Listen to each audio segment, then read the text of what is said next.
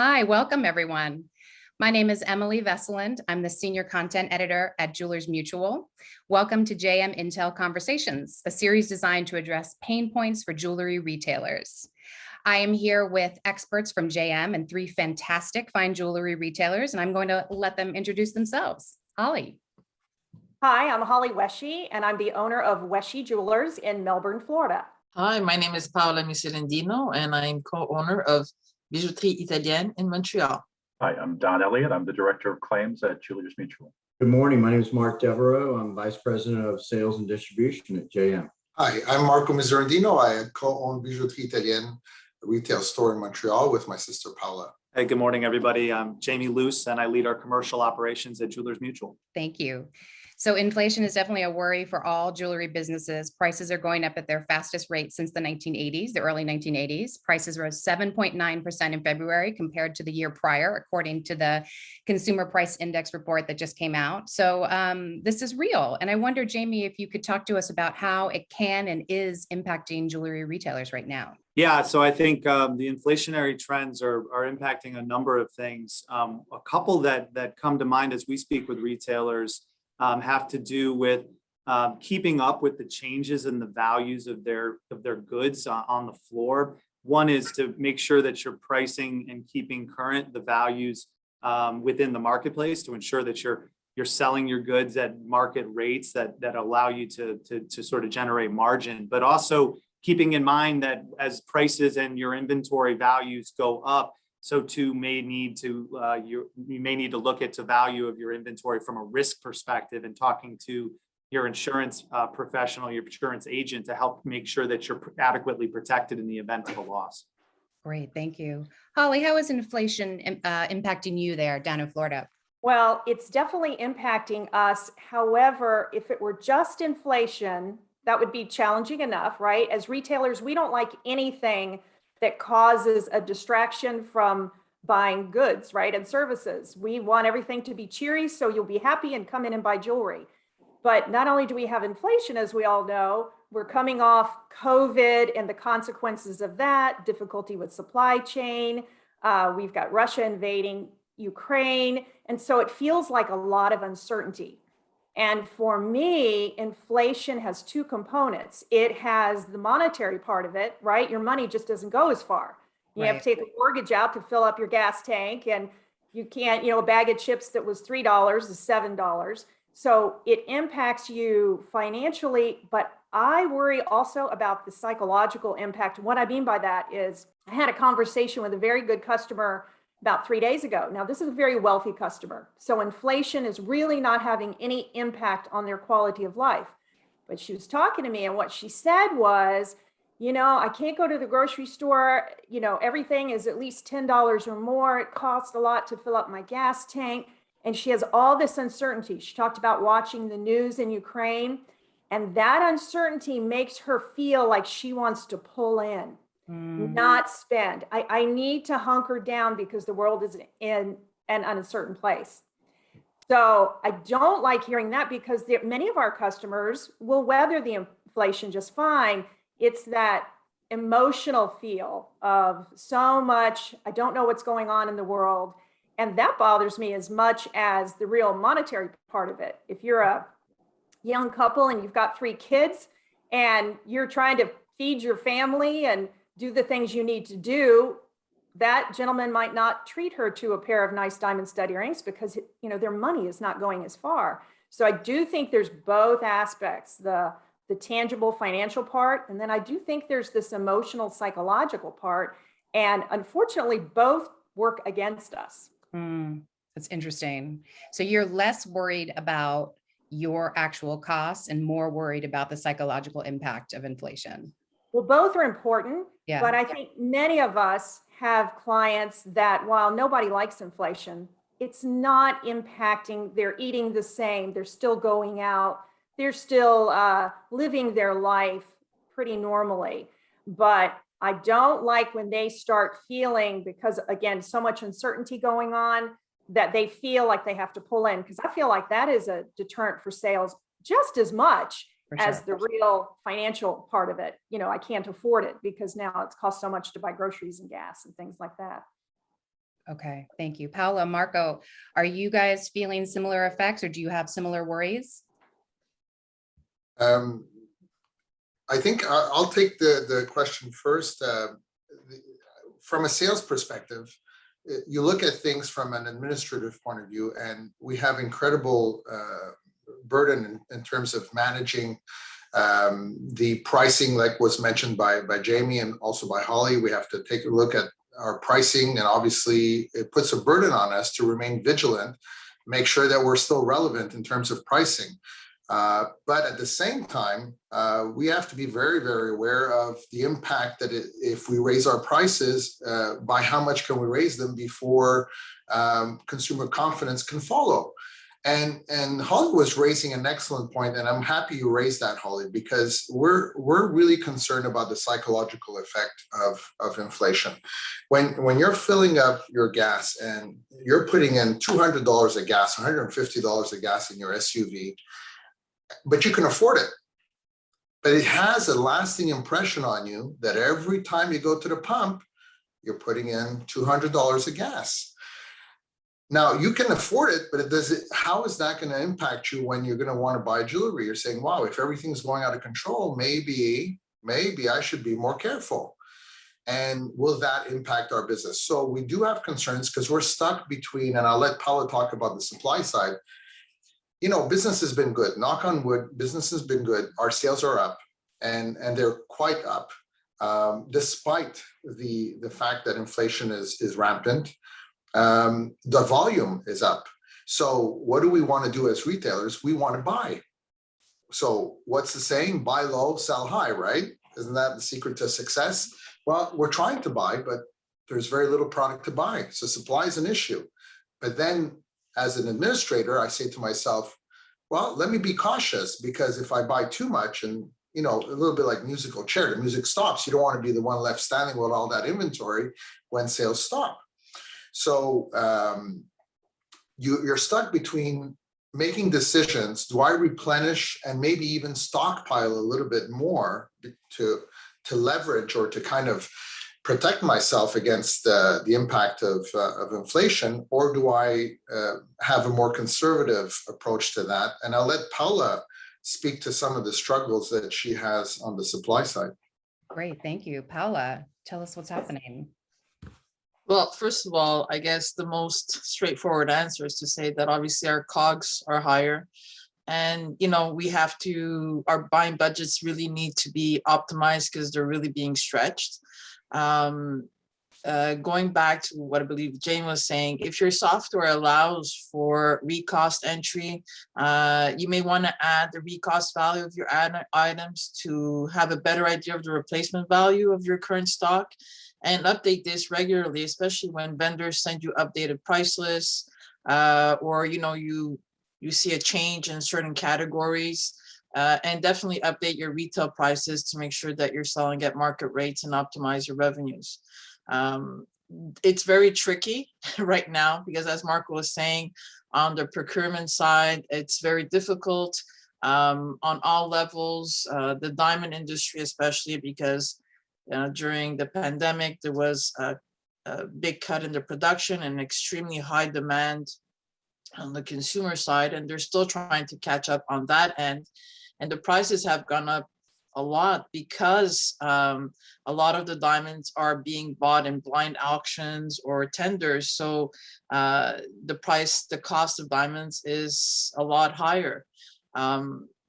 Definitely on my end, what I suggest is going back to procurement basics in these times, which is very important, by truly understanding where your revenues come from, your fast sellers, work your open to buy reports, because it makes you look at the aging, the turns, the budgets for novelties and replenishment for every brand and every category in your business.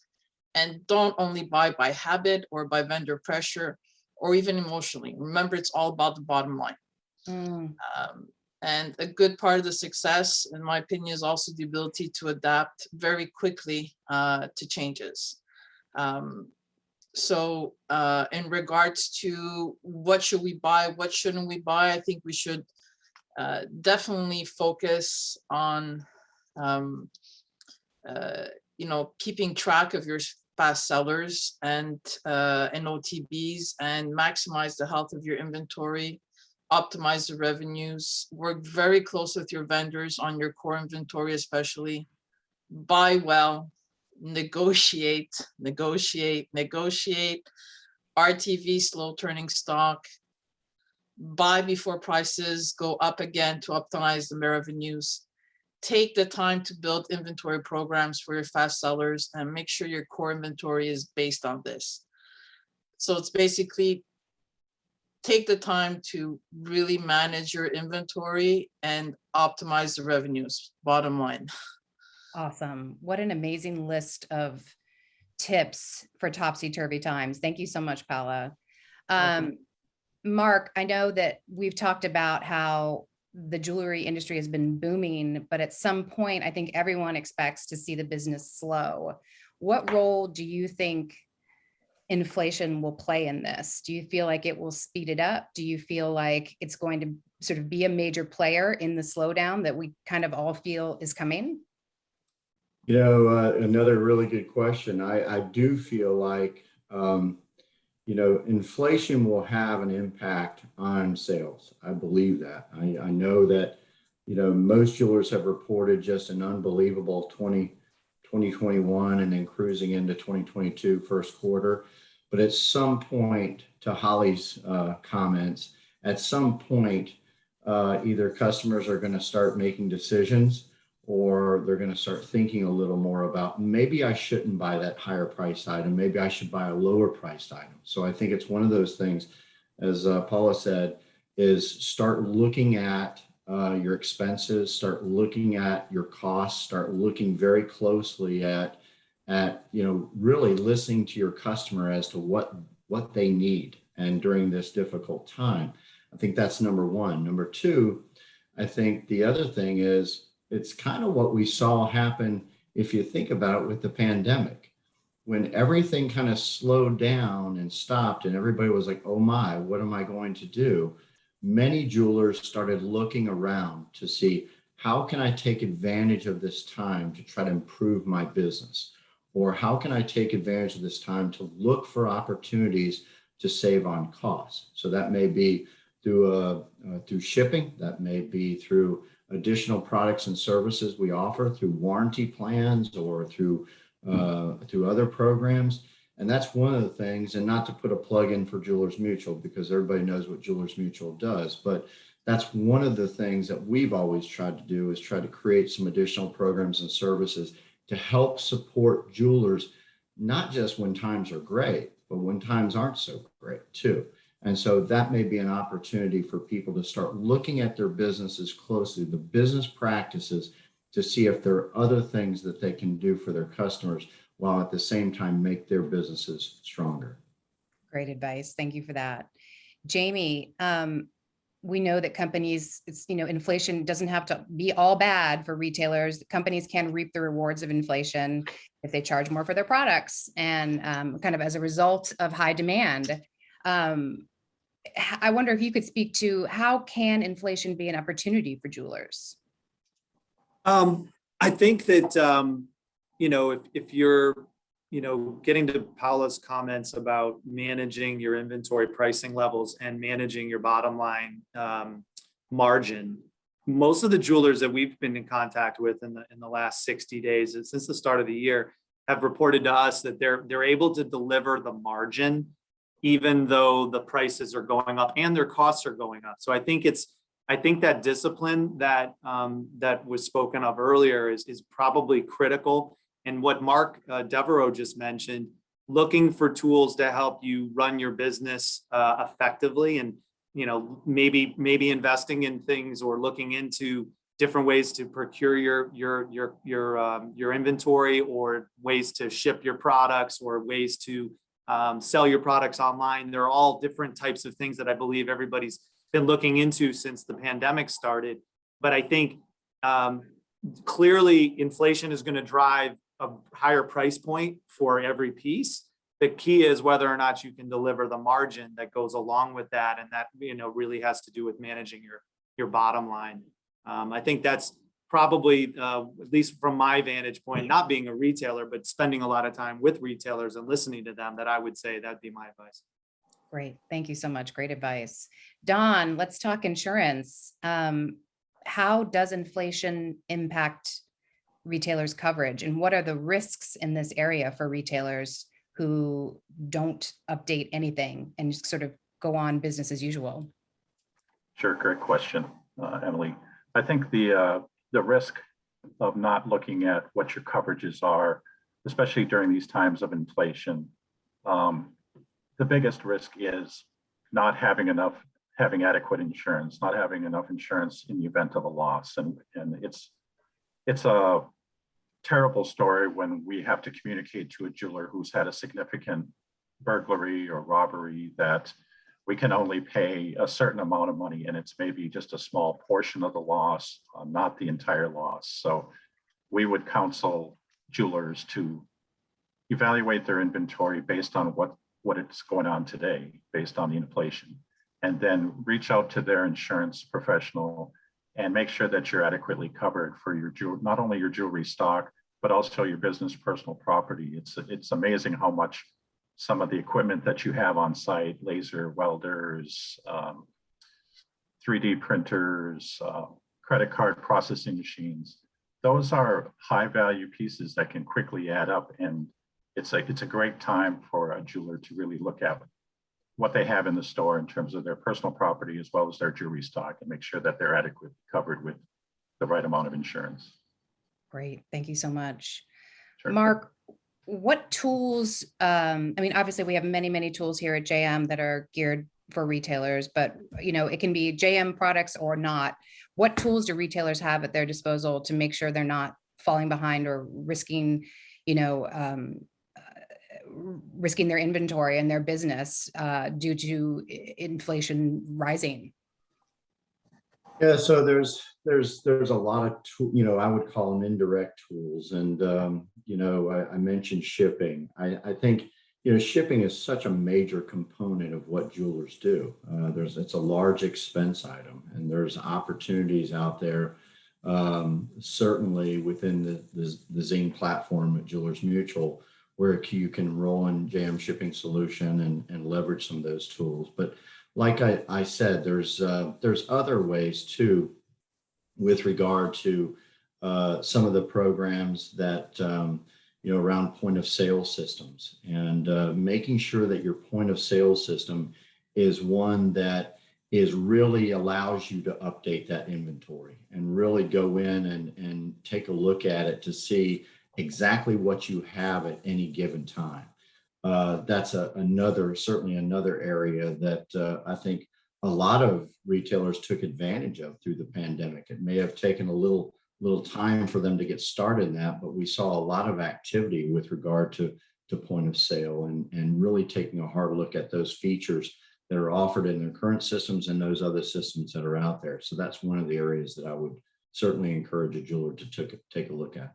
Awesome. Thank you, Mark. Holly, I wonder if we could circle back for a minute. I think that the three retailers here you guys are sort of in agreement that you're worried about people feeling that, it's almost the inverse of what they felt when COVID-19 began and suddenly bank accounts were kind of growing.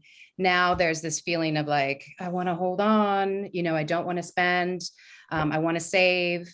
Everything seems suddenly a little bit more expensive, and it does sort of chip away at that consumer confidence. I wonder, Holly, what you're doing in your store to train or educate your employees on how to deal with consumers coming in who are feeling a little bit, wallet grippy. Right. Well, I think it's very, very important for us as leaders of our company to not operate out of fear, right, or doom and gloom. I think it's very important as we talk to our staff, as even we're chatting with customers, as I was chatting with this woman about this very topic the other day. I think it's important for us to say, look, we always have challenges in life, right? If it's not a pandemic, it's a recession, it's inflation, it's part of life. And as good, smart, hopefully wise business people, we try to adapt, right?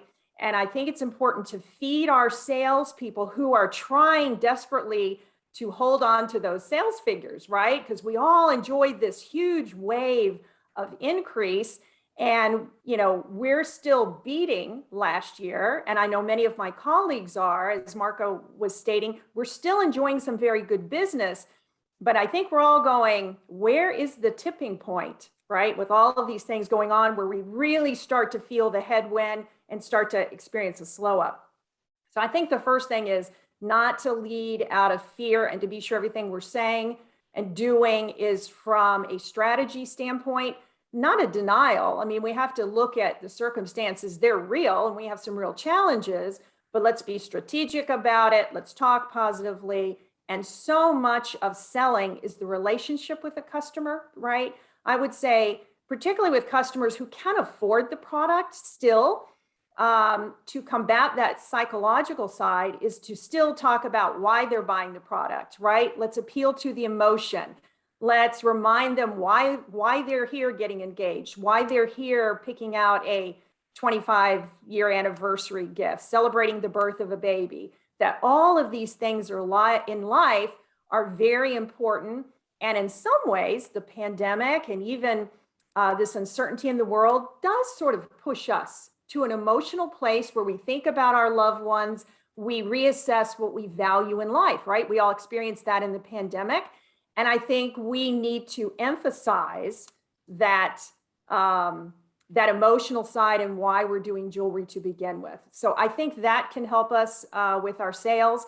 And then some practical things. When we have a young couple who is struggling, let's offer financing, let's offer layaway. What can we do to help them make this purchase that's important to them?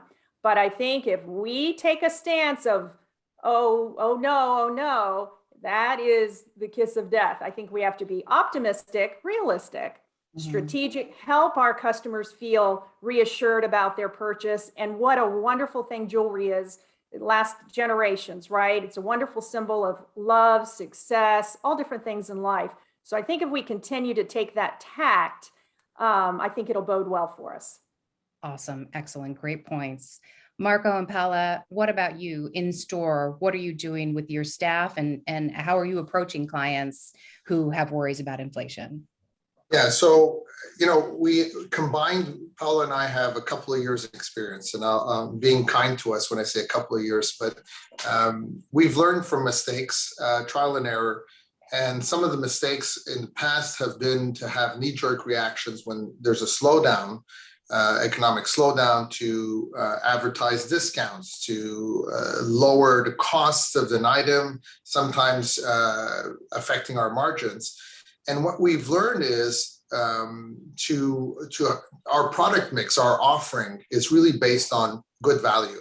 So be it the brands that we represent or the categories that we offer are all based on offering good value. So what our marching orders for our staff is to say, hey, we've done a lot of work on the procurement side to have a good product mix of items that offer good value to the consumer. That's what you should be talking about, because the consumer is buying an object of a sizable amount. They're not buying it as you would maybe a fashion item that you would dispose of in 3 months or 4 months. It's something that you'll keep, as Holly was mentioning, for a lifetime, heirloom pieces. Very often that's the case. We do also sell fashion pieces, but on the higher spectrum of things, we sell items of value. And so to emphasize on the value proposition and make that value come through in tougher times will have an impact on consumers making that leap of faith and saying, hey, I am buying something that the value is in the object and I'm buying it for a long term. So they'll process it that way. And the important is to be on the procurement side, and Paula can speak to that, is to make sure that you are buying right and what you are offering to the consumers is of value. So I think we have I would almost go as far as to say we have a responsibility to offer products that truly convey that value to consumers as an industry. Otherwise, we're doomed. Great thoughts. Thank you so much. Dawn, I'm a jewelry retailer. I want to check in with my agent on how inflation could impact my business and I want to, write my policy so that it's, it's covering current prices. How easy is that? And how does that conversation go? And let's tell retailers how to begin that conversation. Sure, that's a very easy conversation and one that the insurance professionals representing the jewelers can quickly, respond to and address and, make changes rapidly. So it's important for you to understand what you have in terms of value in your location at your store, and then work with your insurance professional on whether you want to increase the limits of insurance, whether you want to add certain things like a cost plus, where you have you're not only going to get paid what the cost of that item was, but also a multiplier, if you will, or a percentage increase over and above that could address inflation. So there are some options that you can do, and working with your insurance professional on that is really the best way to go.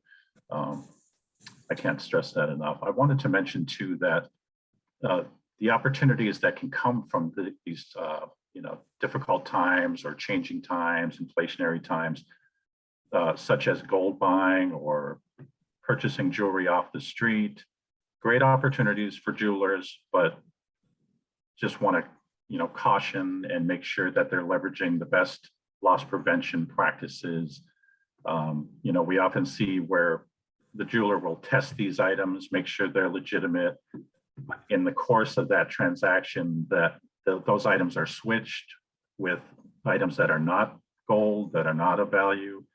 And so I just want to reinforce that there's some best practices out there when you're buying jewelry off the streets or gold off the streets, and other loss prevention practices that during these times are very critical, because the individuals out there that are suffering from the inflation or the difficult times, there's opportunity crimes, sneak thefts, grab and runs, things that maybe those individuals wouldn't normally do that could increase in frequency, and it's up to the jewelers to remain vigilant and diligent in terms of loss prevention practices.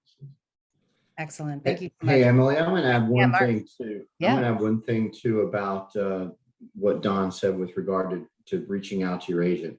So often jewelers wait until that renewal date to really have that conversation. And I want to encourage a jeweler, if there's any question about that inventory number not being where it needs to be, it's okay to, reach out to that agent midterm or 3 months into a policy or 5 months into policy, because the world changes, conditions change. And so it is okay. And we want to encourage that activity to make sure that people have that adequate coverage as Don just outlined. Okay, great. Just pick up the phone, give a call, get it done, have that conversation. Okay, awesome. Okay, I think that we are out of time, unfortunately, but I want to thank you all for such a smart and interesting conversation about inflation. I really appreciate you being here, and hopefully we'll see you soon. Thank you.